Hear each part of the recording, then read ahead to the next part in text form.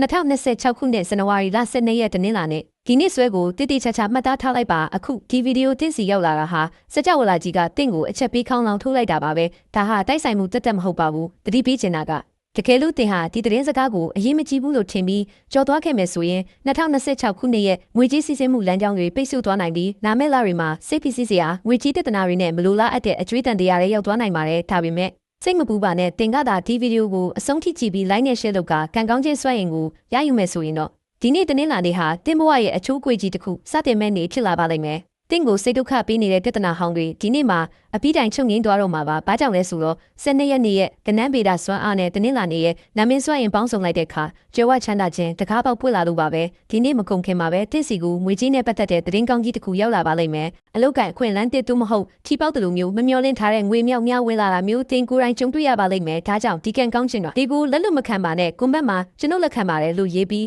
ချက်ချင်းရှင်းထားလိုက်ပါ48နာရီအတွင်းတင်ဘတ်အကောင့်တဲကိုငွေရီစီးဝင်လာတာကိုမြင်တွေ့ရပါလိမ့်မယ်ယုံကြည်လိုက်ပါစကြဝဠာကတင်ဘတ်မှာအမြဲရှိနေပါတယ်